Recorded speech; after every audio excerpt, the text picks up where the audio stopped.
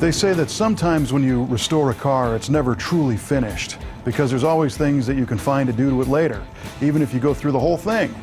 In this case, we recently restored this black 1969 Chevelle for a customer who's become a great friend of ours. And the car came out really, really well. It received some accolades in Hemmings Muscle Machines magazine, and it scored highly at the Muscle Car and Corvette Nationals in Chicago. And the driveline is a big block Chevy. It's over 454 cubic inches, and it's tied to a Turbo 400 automatic transmission with a 373 rear gear. And the interesting thing about this particular customer is he wanted to drive the car, and he grew up around these things, but he's always been a 4-speed guy who likes to shift his own gears. And we had asked him if he wanted us to convert this car to a manual shift as we were restoring it. But he said, you know, I think at this point in my life, I'm not sure, you know, my leg and my knee are going to be up to activating a heavy clutch that you'd have to have behind a high torque big block so it would grab. So we ended up finishing the car and he drove it around, but he's always been thinking, man, I really wish this thing was a manual shift.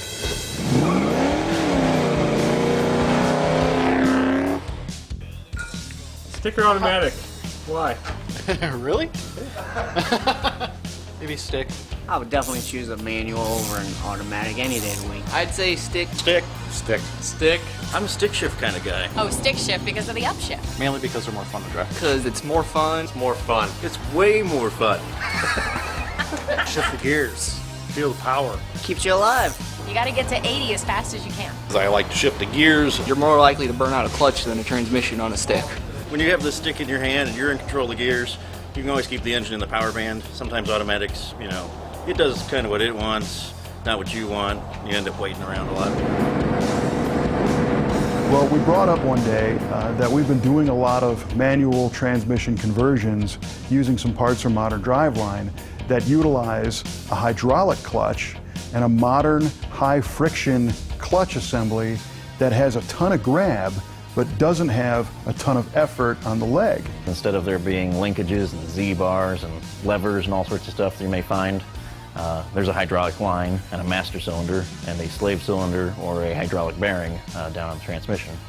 What that means is that you can idealize the pedal ratio between the master cylinder and the slave.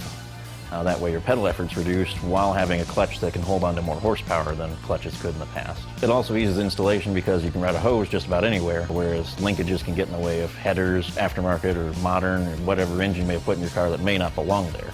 So that was kind of the motivation to make this conversion happen. So he was on board. The other cool thing about doing the manual is no longer are we doing a 4-speed, we're going to be installing a 5-speed, in this case a Tremec TKO 600, which is a manual shift that has the benefit of an overdrive gear. So he'll be able to drive down the highway with his 373 rear gear, still have a lot of snappy acceleration, but he won't be screaming high RPM going down the road. The 5-speed conversion begins when V8 TV returns. Stay with us. This episode of V8 TV is brought to you by Custom Auto Sound. Custom Auto Sound builds feature-packed, high-end audio electronics for classic and muscle cars that provide modern features with styling that matches your classic car. See more at customautosound.com today. Welcome back to V8 TV.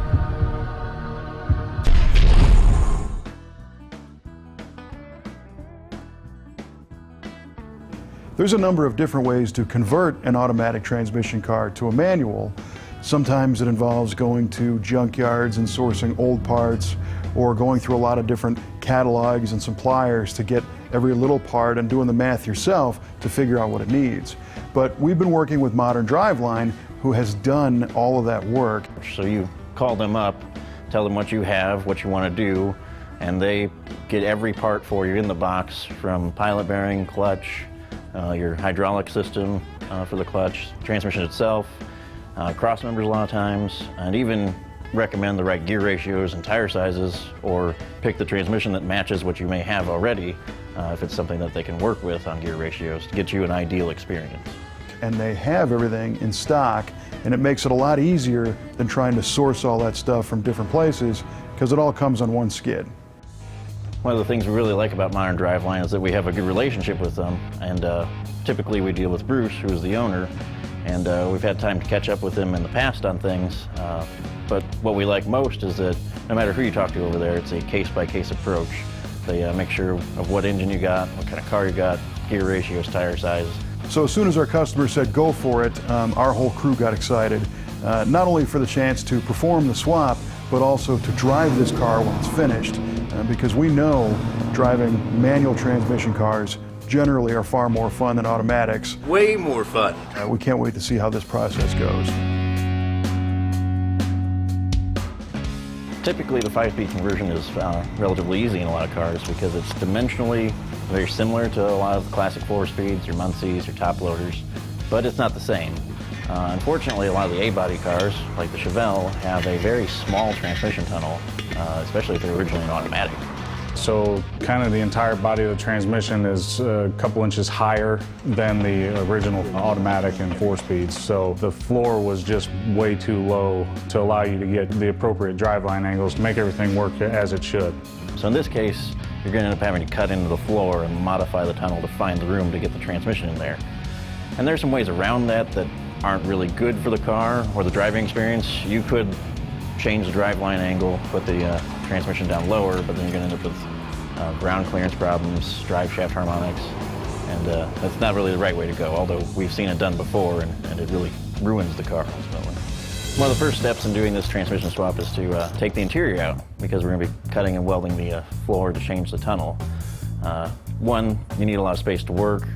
Two, you don't want to catch anything on fire because most interior components are flammable or easily damaged by sparks. As far as the mechanical portion underneath the car, it's pretty straightforward. Remove the drive shaft, drain some fluid out of the transmission so you don't make a big mess. Take your crossmember out, and this car necessitates disconnecting the exhaust from the header so we can get the room, disconnecting and removing your transmission cooler lines, undoing your torque converter, and obviously the bell housing bolts themselves, and supporting the engine properly so you can remove the transmission without damaging the engine or possibly the firewall in some cars where the engine may be close to it. As far as the work under the dash, converting to a manual is relatively simple. You got to take the automatic brake pedal out, which is a matter of a clip. Some cases it's easier to take the whole pedal box or pedal truss out to get the clip off and get the pedal out. The master cylinder bracket actually puts the master cylinder pretty close to the original clutch rod hole on an A-body. You do have to do a little bit of cutting to get the master cylinder to protrude up into the firewall because it's a little bit bigger around than the 3/8 rod that used to be there. And then to replace the automatic pedal with the clutch pedal and the narrower brake pedal, Modern Driveline makes a nice bracket that actually bolts between the brake booster and the firewall to hold the master cylinder at the appropriate angle, so the geometry is already figured out for you. But all the cutting will end up behind the bracket, so if your car is nice and finished, like this one is, you'll be able to touch up the edge, keep it from rusting, but it's not anything anybody's going to see. It's a matter of drilling the appropriate hole in the clutch pedal so that you can actuate the master cylinder. Now we got the hydraulics figured out and the interior of the car out to work on the tunnel. So now we get to the big part of the project, actually putting the transmission in. In this case, we used a stock style cast aluminum bell housing like this car would have had if it was originally a 4-speed. And then a superior brand clutch that Modern Driveline prefers to use that's good to 700 foot-pounds of torque, along with a new billet flywheel that's properly balanced, and the hydraulic stuff that goes between the clutch and the transmission. Put all that all together and try to stick it up in the hole and see how much room we really need. One of the things we wanted to pay special attention to when we're fitting the transmission is not only does the transmission fit underneath the car, but that the components inside the car, specifically the console and the carpeting, are going to fit nicely and look nice as well as still be functional. In all actuality, the transmission is pretty close to fitting in the car. You could make it fit, for lack of a better term, but you'll be in a problem with your driveline angle, possibly your shifter location in the floor. So the right answer is to cut the tunnel out and raise it up a couple inches so that you have the appropriate amount of room for things. We're finishing up our 5-speed manual conversion when we come back, and man, what a difference. Don't miss it. OPGI has the restoration and performance parts needed to make your Tempest, Le Mans, or GTO the best it can be. And with the best in-stock selection anywhere, you won't be playing a waiting game. Shop online at opgi.com and don't forget to order your free catalog today.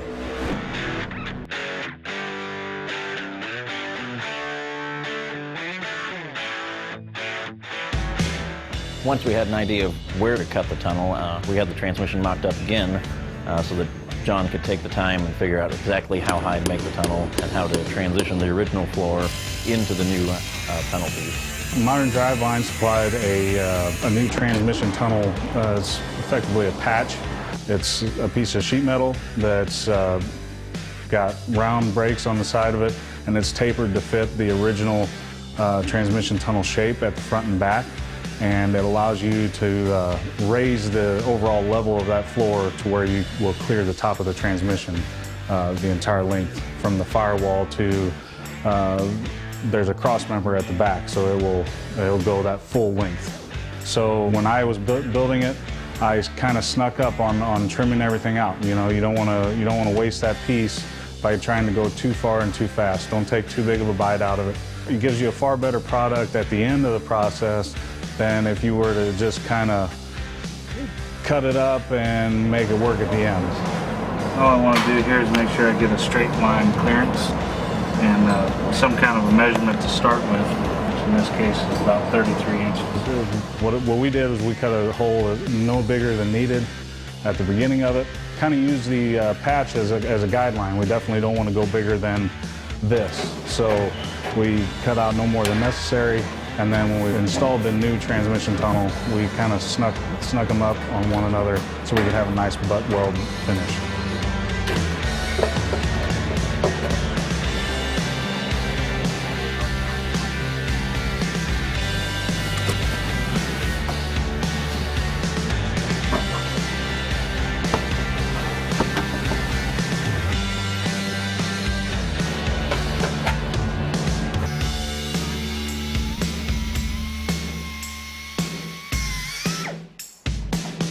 On the finish, we usually like to go for a butt weld finish on patch panels, especially if it's in the middle of a panel. It gives you nowhere for rust to hide, moisture to get into, and if you can fit things up tightly, it makes for a far better repair at the end of it. The beads that are on the replacement tunnel are subtle and factory looking. By the time you put a butt weld finish on it and by the time everything was repainted and everything, it really didn't look all that different from stock. You know, you have nice rolled edges. It's not like sharp corner breaks like you would expect, you know, if you were to make something at home. And it doesn't look like it was rolled over somebody's knee. You know, if you form it to fit the contours at the lower part of the floor and everything, it turned out really nice. The Chevelle actually has a pretty symmetric console with a nice little sliding piece of plastic instead of a boot on it. Because of that, and the fact that you can put the shifter in a forward or rearward position on the TKO 600, we were able to get pretty close to the proper location and then mount the stick to one side of the stub to get it into the console and working the way it should be.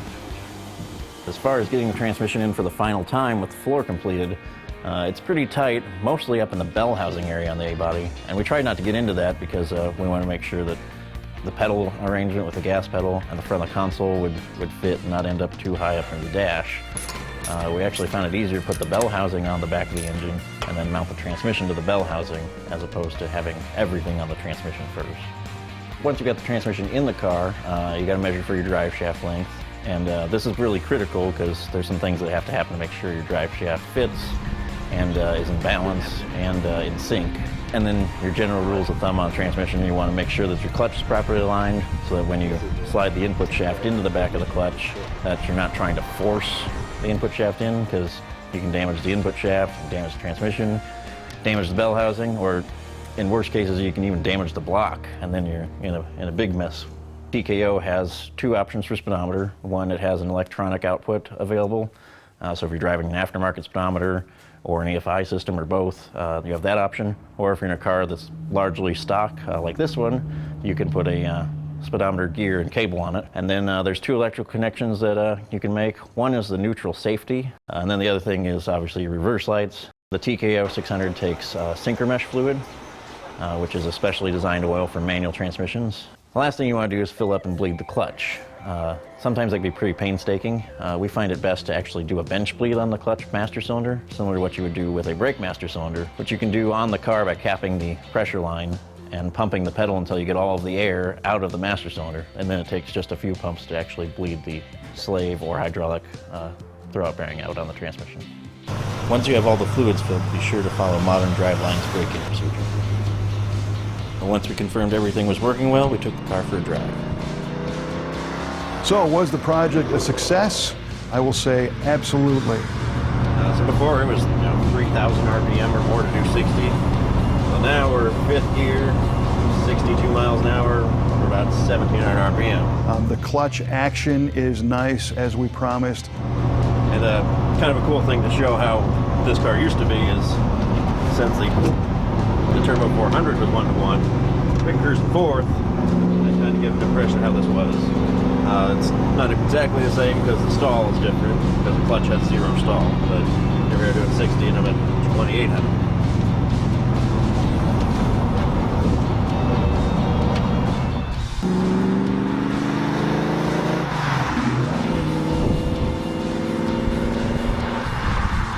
Now you can drive and control the engine RPM and keep it in the sweet spot where it makes torque, or you can hammer down and rev it as high as you want. You're in control, and that's what's cool about the manual shift. So your fuel mileage is improved, the longevity of the engine's improved, and the car's just more fun to drive. You say it's way more fun? It's way more fun. Way more fun. So we're very happy with the swap. The owner's very happy. When he left here, he left 2 big black tire smoke stripes down the street. And you can learn more about what it took to perform the swap by going to our website at v8tvshow.com or looking one up for your car at moderndriveline.com.